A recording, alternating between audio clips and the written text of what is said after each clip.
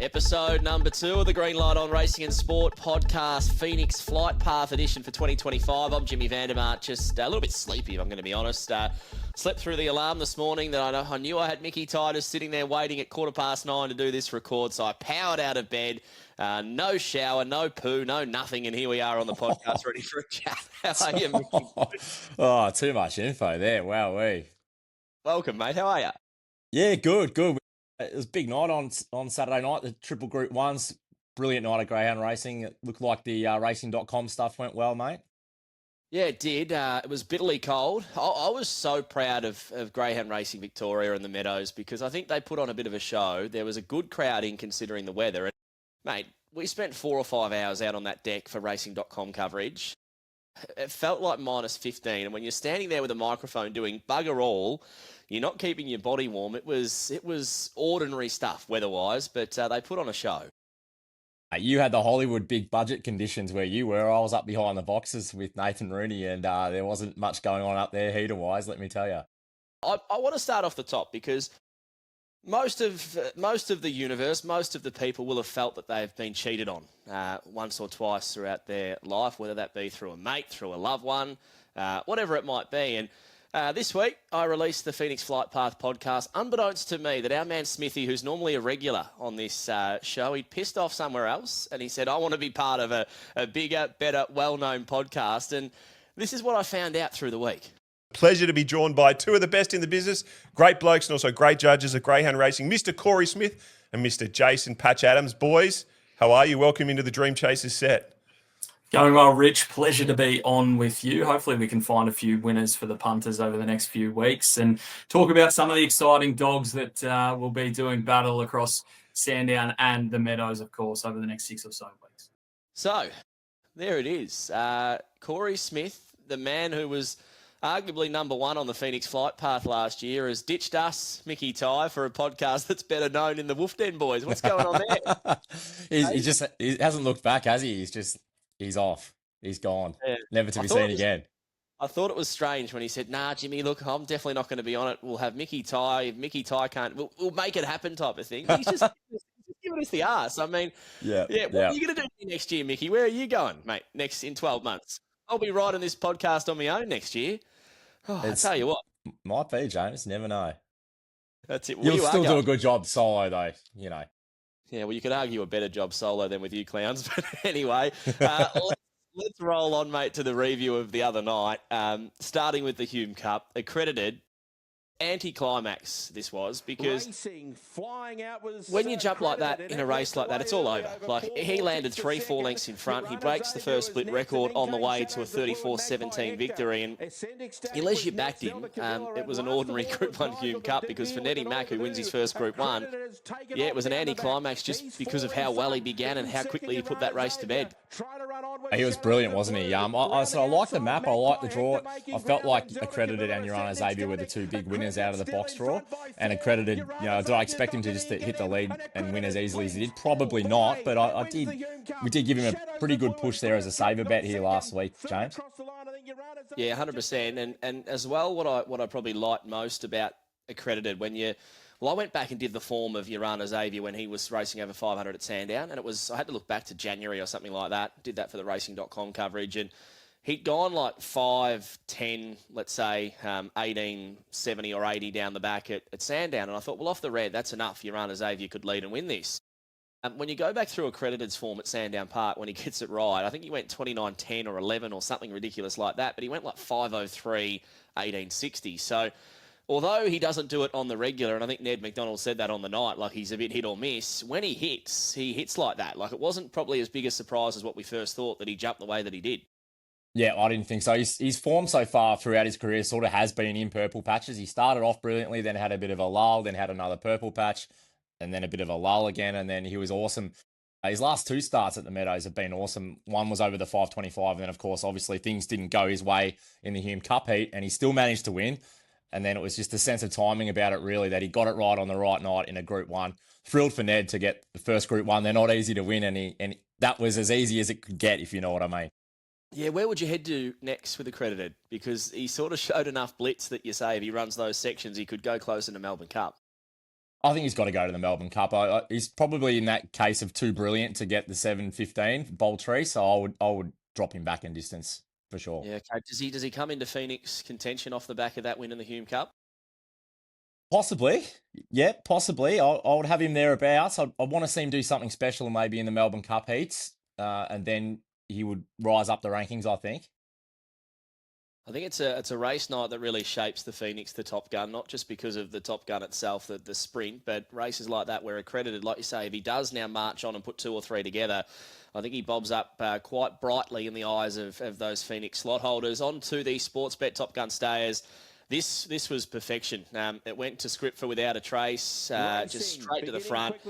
And I don't know how they're going to beat her in the next 6 months, 12 months as a stayer, because she's got brilliant early speed. She could match a 500-metre field with the first peg. Again, low fives at the Meadows. But on the back of that, she's probably got an ever so slight mid-race lull, but it's only so slight. And then she finds the line over 700. So she is awfully hard to get past, and she's awfully hard to lead. So in my mind right now, Mickey Boy, she is the number 1 stayer in the country, quite clearly. You've summed that up perfectly. Everything you said, spot on. Yeah, like just for a moment there, Aiden's Warrior was kind of gaining on her just for one section down the back there. But then I just love the way she just exploded again late down the middle of the track. So it looked like she still had plenty to give as well. And I just love the Peter Prosciutto interview after with Jason Adams. You could see how emotional he was. That's what greyhound racing's all about. And they're just such a great combination. There's something about Prosciutto and Without a Trace together. Pippa, I think her kennel name is. It's just a great story. I reckon they should rename her Rocket because she's an absolute freak Without a Trace. What did you make of the Beaten Brigade? I thought Aiden's Warrior was really gallant. I don't think he's a genuine 700-metre dog, but he's going to make it at the moment because there's not a heap of depth in staying racing. Late Night News was solid. I feel like he was the dog that went in a little bit underrated to this final, this Group 1. Yeah, he's just Late Night News. Just needs a lot of things to go right early in the races for him to build into that winning position. Often it just gets too far off the lead. Ethanol Water, it was probably a case of whatever could go wrong did go wrong. It was 5-6 wide in a herd of dogs almost at the winning post the first time around. It almost felt like a 600-metre race because they were still so congested going over the winning post that time. And that's what Without a Trace can do. She just breaks their hearts. And with Ethanol Water was just kept wide everywhere it went. Was it a forgive run? Yeah, for sure. Yeah, but how can it turn the tables on Without a Trace going over the next few months, as you said, with that explosive forward pattern that Without a Trace has? Yeah, and Ethanol Water can show speed, but I don't think the speed that we get Without a Trace. She's nearly 4, Ethanol Water. Exactly, yep. No doubt the Dailies will be looking to breed her at some point in time. How much has she got left in your opinion? Do you think maybe a Bold Trees and that's it, or does she go Bold Trees, Sale Cup and continue on? Do we feel like this could be the end for one of the great stayers? With the Bold Trees on offer in such a short period of time, you'd have to go for that. I would say just reassess after the Bold Trees. Sale Cup, I'm not sure she'd be suited there because she sort of builds so much often.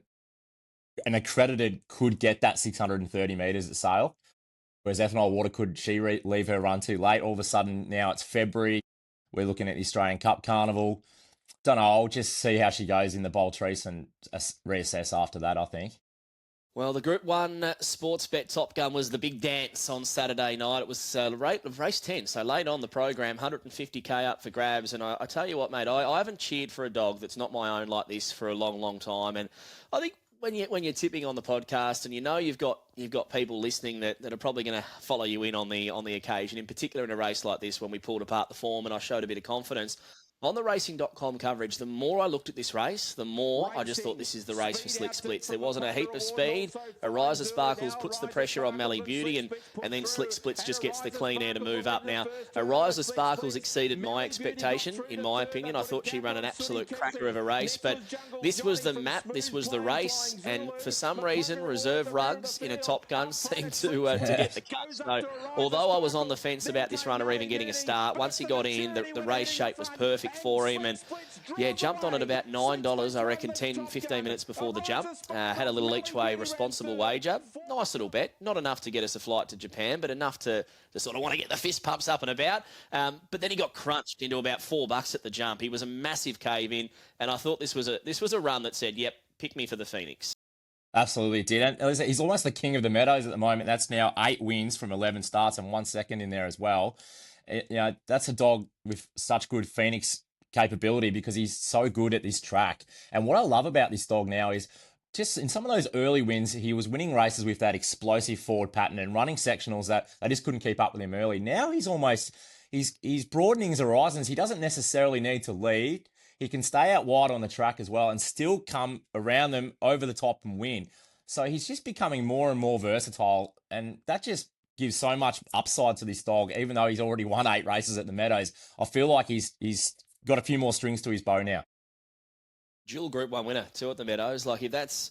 And he's just won the Top Gun. I mean, if that's not... And he's young. He's still up and coming. And like you say, he's got that in his artillery that he can hit the start. He only turned 2 months ago, so he's one of the young stars going into a Phoenix. I'd be massively shocked if he doesn't get selected in the next couple of weeks. I'd be so surprised. Like, it doesn't matter what happens in the Melbourne Cup because the Phoenix isn't at Sandown Park. I'll be locking him down right now. He's a certainty to get a start if the dog's sound. He's in. Yeah, I like that. What about the Beaten Brigade, Ariza Sparkles? She was good without giving too much away because we are about to do power rankings, Ty, as they call you. Yes. But I think she sort of proved that, these Sydney runs where she went awesome in $1 million chase, they're no fluke.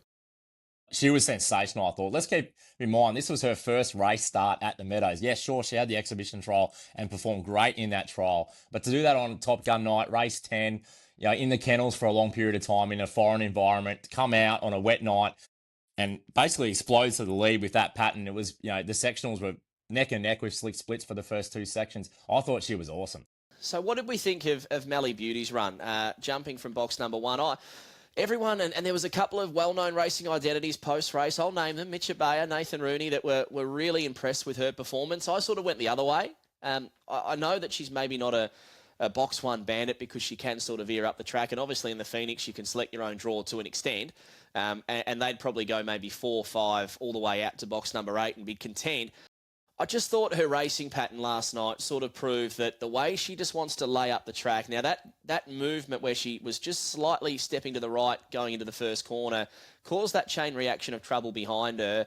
And when she balanced, she couldn't go with slick splits and a rise of sparkles. So I understand she normally begins a little bit quicker than what she did, but her racing pattern for me, I think she will end up being selected in the Phoenix, but her racing pattern for me makes it hard to see her win a Phoenix. What are your thoughts on this one with Melly Beauty? Oh, I think you've been a bit harsh, Jimmy boy. Yeah, I'm probably a little bit on the side of Mitch and Nathan Rooney there. I still thought she was a great run and not suited by box 1. I think from box 3 or 4 outside, she's like 21 wins from 22 starts or something. So the key for me with her, the Phoenix, is the picking the box.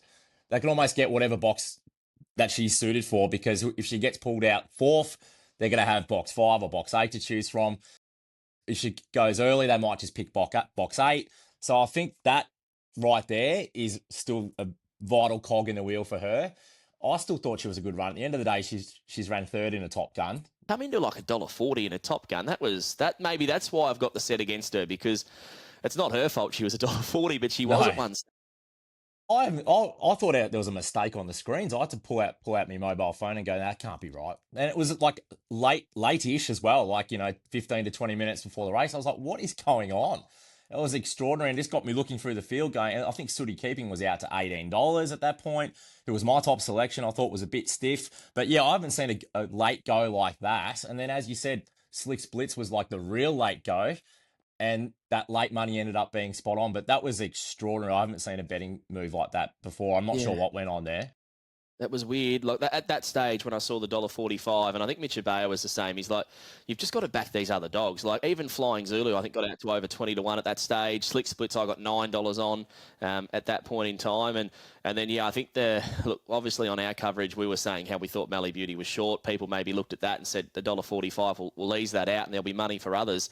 What did you make of the Beaten Brigade that didn't hit the scoreboard? Jungle Johnny, I thought, was good. Sooty Keeping, unlucky. And to be fair, I think the bottom 5 were all forgive runs. Just unlucky. Mapunga Award had no luck. Smooth Plane, again, no luck. And Flying Zulu was right up there. I think if he has an inside draw, he would have been on the scoreboard. Spot on. And Smooth Plane, I noticed Tom Daly in the press through the week sort of said he's sort of closer to the end now. I mean, fair enough, the dog's had 89 starts. He just can't draw a box. But I also felt like they was to the point of they were just a bit too zippy for him anyway, though. So he's will he still be in my Phoenix rankings? Well, keep tuning in to find out. But yeah, I did think, making me question whether he's got the zip to win a Phoenix now. Jury's out there. Yeah, well, without any further ado, that's the Top Gun wrapped up, the big night of racing to kickstart the Dream Chasers Festival. Let's get into power rankings. I will no, you can face the opening ball, actually, because you've given us a nice little tease last week about what you think about Cumbria Jack, and you've just mentioned that maybe Smooth Plains getting the arse, so a bit's changed in Mickey Ty's power rankings this week. Yeah, all right, I'll kick it off. Well, Barefoot Zulu number 1. Slick Splits number 2, so he rises 1 spot. Zipper on Time 3. Thought she was awesome at Sandown Park on Thursday night in the heat of the Laurels, and I think she can win the Laurels this Friday night. Mally Beauty at 4, down a spot, but still happy to have her in the field. Here's the first of the new brigade. Selection number 5, Ariza Sparkles. I thought she was brilliant in the Top Gun. I said first race start at the track, plenty of upside, forward pattern, explosive early speed, explosive sectionals. Happy to have her in. Number 6, Smooth Plane, in the same position as last week. Still happy to have him in, see how he goes over the Melbourne Cup Carnival at Sandown Park. 7, Tribeca, drops a couple of spots. Just couldn't get across in the Silver Bullet. Could it be more costly in an even tougher race like the Phoenix? Perhaps. So he's probably hanging on by a thread. And the 8th spot, Cumbria Jack. Now, this is one I wanted to discuss because I just feel it's now basically November 30 because they've said the dog has a small injury. It's going to miss the Top Gun. And then it's going to miss the Melbourne Cup Carnival at Sandown Park. So it's effectively the end of November. The Phoenix is on 2 weeks later. The dog still hasn't crossed the state line yet. I just don't like the preparation at all. The dog is a tenacious chaser. The dog's a superstar. But to win a Phoenix up against, how is he going to get past Barefoot Zulu, who's gone 29.40s here? How is he going to get past Slick Splits, who's now won 8 races here? Ariza Sparkles only had 1 go at the Meadows. Nearly won a Top Gun. I just don't like the preparation. I want to see a dog having 2 to 3 race starts. Power and Glory, very unfortunate what happened to it. But I liked the preparation that they had at the time. It had an exhibition trial here. Then it raced here on a Wednesday night. It would have been in the Top Gun. And then it would have gone to Sandown Park for that carnival, come back here, maybe trialled again before the Phoenix. All of a sudden, it would have had 4 or 5 looks going into a Phoenix. Explicit had 11 starts here. Race starts here before the Phoenix, plus trials. That's a preparation. Wow, she's fast. Was trialling here multiple times, plus had raced here. Cumbria Jack is going to be, I said, basically December 1st now, and it still hasn't seen it. I love the dog. I just don't like the preparation, so that's why he's at number 8. I like that. And fair to say, in your opinion, if he does get up for the race, he can't win it based on that preparation? Correct. Okay. I think he's just about the race favourite. Mickey Ty said, no. Oh, I like that. He is the current favourite. Yep. Yeah, you said you were going to come in off the long run, and I tell you what, you've Brett Lead that one at about 160 kilometres an hour. Beautifully bowled from Mickey Ty. Well, my power rankings for episode number 2. I've got 1, Cumbria Jack. Now, the reason is locked away already, so therefore it goes into number 1. 2, Barefoot Zulu. 3, I've got Explicit. I just think Team Thompson, I spoke to Shona on the racing.com coverage, and I reckon this is the plan, the fairy tale swan song into a race like the Phoenix to finish up. I'm not 100% sure he's going to get there, but I'll back them in. 4, Slick Splits. I don't think he could have done too much wrong. 5, Ariza Sparkles. She comes out of nowhere and away, proved herself in the big test of a Top Gun and ran out of her skin. 6, the inclusion. Zipper on Time. Last week, Mickey said this is the dog to follow. There she is. Zipper in time goes in at number 6 now after a really... Yeah, finally we saw the light. 7, I've gone Zipping Zayden. Again, cost the pocket at Winnie Park, but gee, it was a big run the other night. Just think brings a bit of X factor to a Phoenix. And number 8, left of centre. I've moved Smooth Plane aside just for now, but I think he will. I think he is actually going to get a run in the race because I can see how the dots and the I's are being crossed and the T's are being dotted, whatever they say. I know that wasn't right, but things are going right for Smooth Plane in a sense that I think you'll get a Phoenix berth. But I've gone with Can You Excite Me now.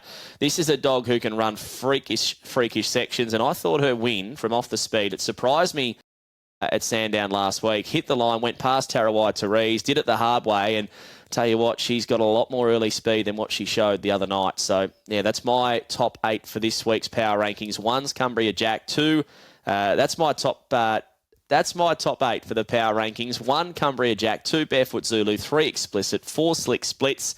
5, Ariza Sparkles. 6, Zipper on Time. 7, Zipping Zayden.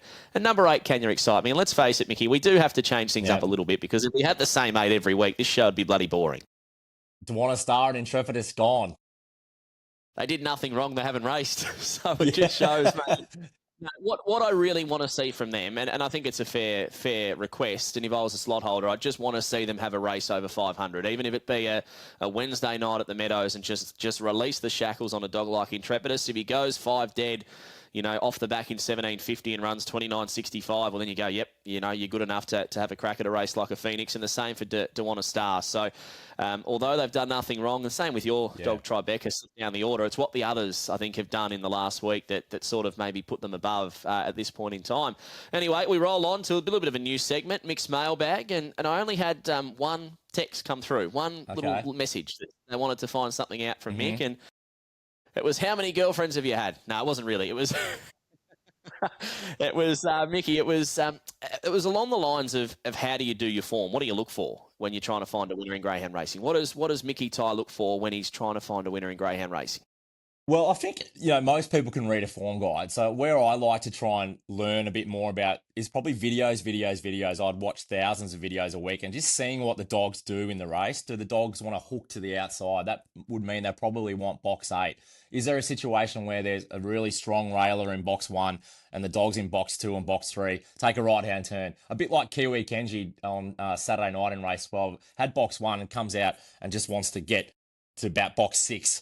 That's the sort of stuff I'm looking for, and it just takes a lot of videos and a lot of getting to know the dogs intimately, so to speak. That's probably where I like to separate things rather than just reading a form and reading times. Of course, we're trying to find the leader.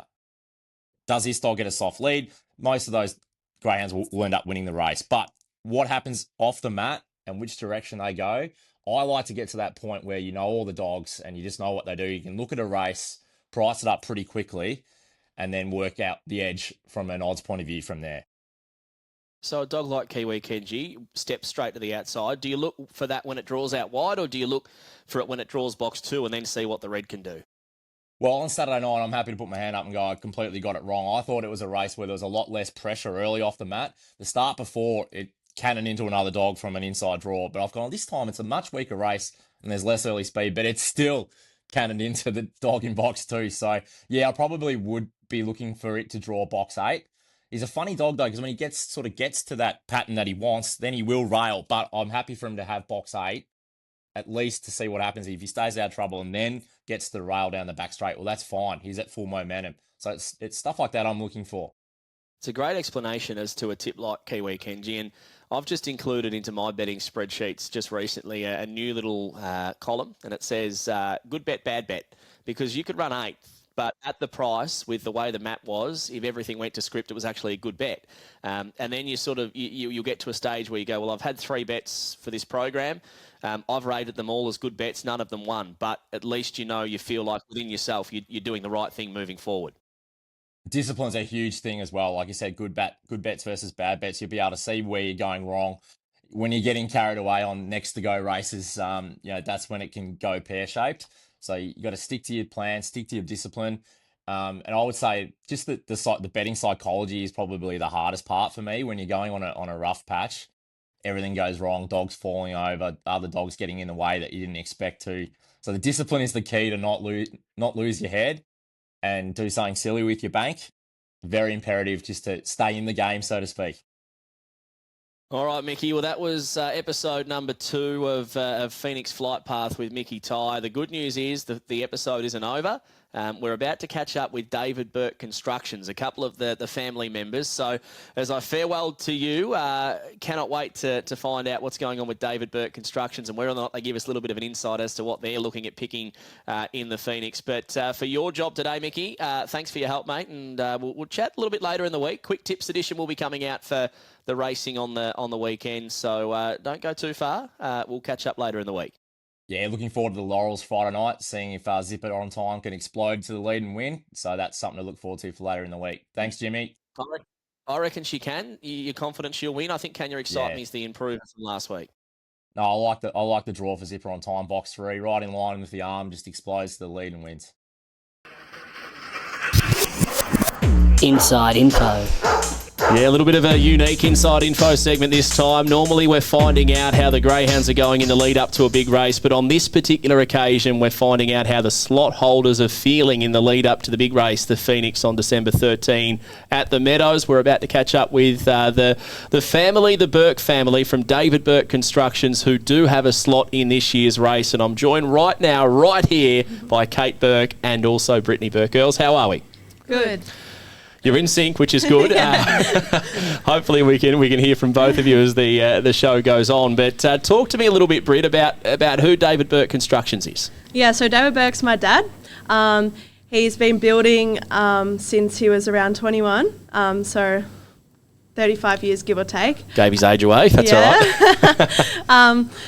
Yeah, he builds anything from houses to greyhound kennels. He does a bit of everything, but yeah, he's been doing it a long time. Been a builder for a long time, but he's also been involved in greyhound racing a long time. Where did that begin, Kate? So Dad grew up around greyhounds, obviously, and then when he was 18, he bought his first ever greyhound for $87. $87? Yeah. Not bad. $87. He bought it up here at Hillsville after it had just lost the race, came dead last. And then about 5 years ago in COVID, Dad decided to buy 3 pups. So he got together 26 of him and his mates. Wow. And they all put in around $600 each, so all added up. So then we could build kennels and buy a few dogs. So we bought 3 pups in COVID and then just reared them and trained them, and it's just continued on ever since then. It sounds like it's a real family effort, the David Bourke Constructions, when it comes to the racing side of things. Where did the idea come from, I guess, to become a slot holder in the world's richest greyhound race? Obviously, Dad, like lots of people in the syndicate are are associated with the building industry. So, they all have an interest in greyhounds and all wanted to get involved with the Phoenix. What do we look for in a Phoenix dog? How are you going to make the decision? Because there's 28 tradies out there. There's the family of Bourkes, which we'll touch on in just a moment. How are you guys going to make the decision on which greyhound to pick in this year's Phoenix? Oh, I reckon we might leave that decision up to Dad. Dad can do that. I think he, He's already got a few grey hairs, I reckon. After making a selection like that, Kate, he might go bald. I reckon. So if Dad's making the decisions, is it true he wears the pants in the Bourke household? Yeah, Dad wears the pants, but Mum tells him which ones to wear. I like that. Hey, talk to me about the whole family. We'll start with, I guess, Brody, your younger brother. Kate, he's got a pretty decent involvement in greyhound racing himself. Yeah, so Brody works up in the kennels. Mum works in the canteen here, and Britt, Dad, and I just handle and catch dogs whenever, we're needed. And you mentioned Mum does a pretty good job up there in the canteen, doesn't she, old Tan? Yep. Young Tan. Talk to me about what she's like. Yeah, obviously Mum's a very good cook. She works super hard, not only here at the canteen but also at home with the greyhounds. She's very committed and dedicated and, puts a lot of effort into things she loves. So, Kate, what's your involvement at the track and at home? At the tracks, I come up here, obviously, to handle and catch either one of them. And at home, either morning or night, I'm feeding them, putting them on the walker or letting them out. Who does the most work at home, do you think? Definitely not Kate. That was full of shit. Probably Mum. Yeah. Mum does a lot. She's always out there in the mornings helping Brody and Dad. The whole family involved in greyhound racing. What does that mean to you guys to know that you all share a passion and an involvement in a sport like greyhound racing? It brings us all together and it's made us closer as a family. It's such a good thing to be around, especially when it's your whole family involved and it's a good day out. Have you guys got a dog in particular in the kennel at home that you might be heading Phoenix bound with? Definitely not. No? No. So what do we look for in a Phoenix dog, do you think? Quick beginner. Yeah. Obviously the starts, the the main part probably. Yeah, I'm not too sure, to be honest. Dad's obviously very particular with who he's going to go with. So, yeah, I'm not sure where that decision's. Now, the Phoenix December 13 this year, you guys have actually been to the race just as fans. It's an atmosphere, it's a vibe, it's something we haven't seen in greyhound racing before. Yeah, I have. It is. It's more than just a greyhound race. It's more like an event because all greyhound trainers, the general public, everyone just gets together and celebrates. And you guys would get a little bit nervous doing a bit of media like this. How are you going to be on December 13, counting down to the Phoenix with a vested interest in the race? Yeah, obviously very stressful. Let's just hope everything goes to plan and whoever we choose runs well. Now, celebration-wise, Ned McDonald won the Hume Cup last night, and he said post-race he will delete some beers now that he won the Group 1. If you guys happen to claim, David Bourke Constructions claimed the Phoenix this year with 28 tradies, a family of 5, and God knows how many other people, what are the celebrations going to be like? Oh, I don't think they'll ever end, to be honest. Yeah. The Bourke household will be going for days. Obviously, yeah. We love a good time, so yeah. My spies have told me, punters, that the Bourke family have actually hired a massive ass bus to try and get everyone to the Phoenix. Is there any truth in that? Yeah, so Dad's got ambitions to hire a bus and get everyone there to the track together, obviously, in hope that there's celebrations afterwards. So then, yeah, nobody has to be a designated driver. And you guys love your racing. You love your racing at Hillsville, but if you win this race at the Meadows, will the Meadows become your favourite track? No, no. I love Hillsville. It's a big race. Like, it's an exciting event, but Hillsville's just like home to us. Welcome to Hillsville Greyhounds, the best straight track in Victoria. And the best canteen.